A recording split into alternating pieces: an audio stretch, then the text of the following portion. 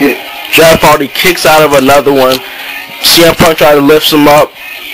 Jeff Hardy rolls him up, kicks out, and then kicks Jeff in the head and GTS, and he's now the world champ.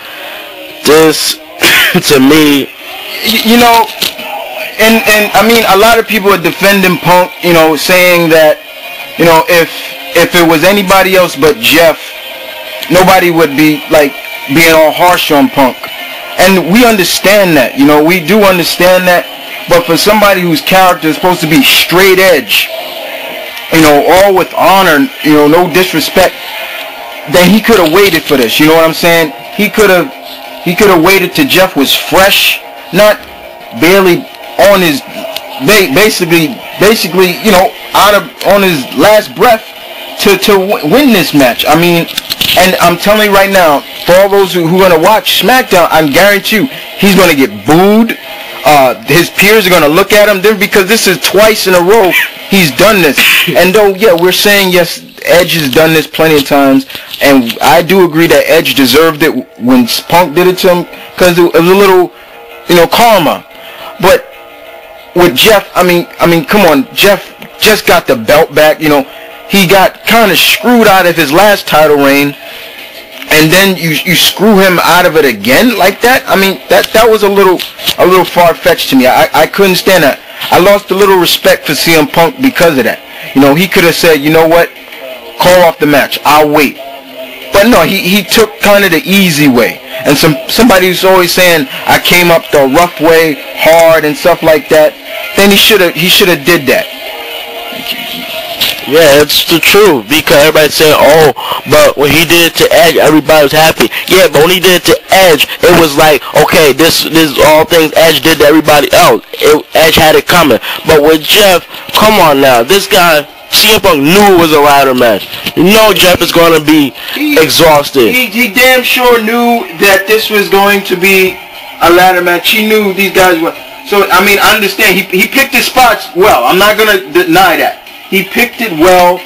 However, the point is, like, he could have waited. I mean, and if he doesn't give Jeff a rematch Friday, then he loses a little more respect. But a lot of people even saying that he should turn heel now. You know, this should be a good heel turn for him. But, you know, this was a very, very interesting pay-per-view. We enjoyed it, and if we didn't, we would damn sure tell you guys that we didn't. No, but it was a very decent match. Nobody, we're not complaining. We are a little complaining about the, you know, the outcome of the last match. Jeff worked so hard. He finally, you know, beat Edge in a ladder match. You know, we've always seen Edge reach the top. I mean, excuse me, we've seen Jeff reach the top in a ladder match, just about to grasp the title or whatever, and then somebody either tells him to do what? Jump off. No, he just jumps off himself. You know, and that costs him the match.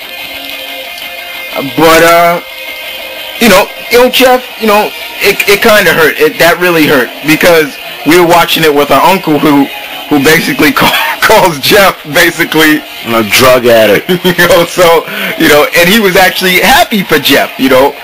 And then CM Punk comes out, and as soon as I saw that there was still maybe like 5 to 10 minutes left of the pay-per-view of the time, and I'm like, you know, maybe we're going to get an interview with JR. Because JR got in the ring. He was coming in the ring to interview Matt, and, you know, Jeff, you know, and here comes CM Punk. I mean, we all thought it was going to be Jeff. I mean, we thought it was going to be Matt.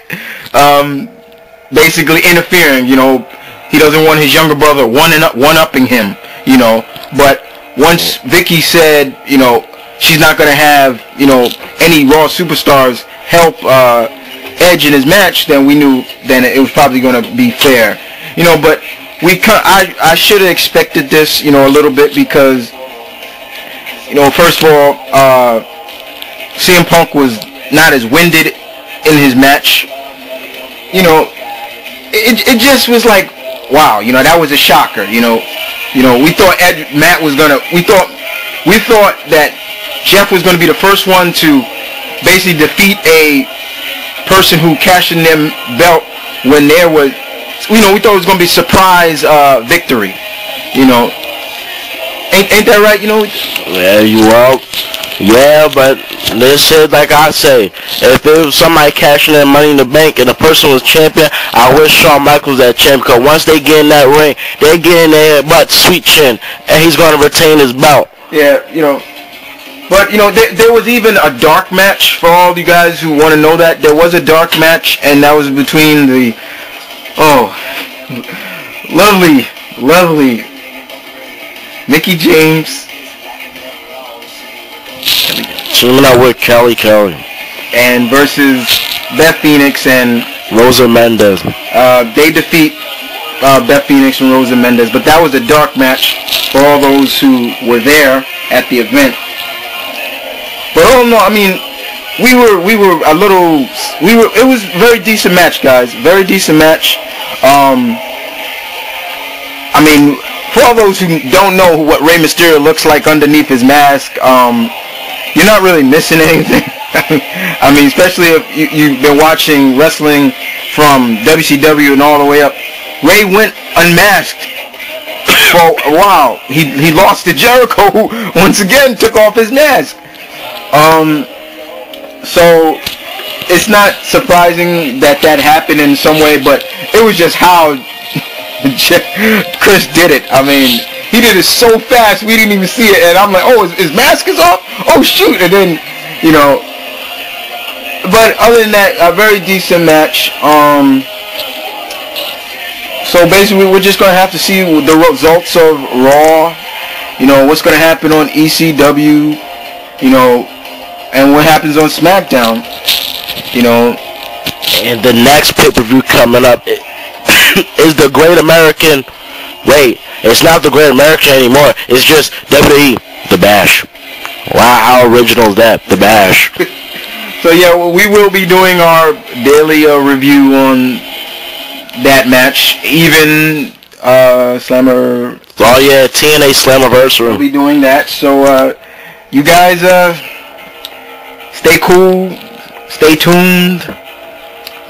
Once again, this is Mount Vernon Kid, Chris, and Oakland 93, Malcolm, saying peace.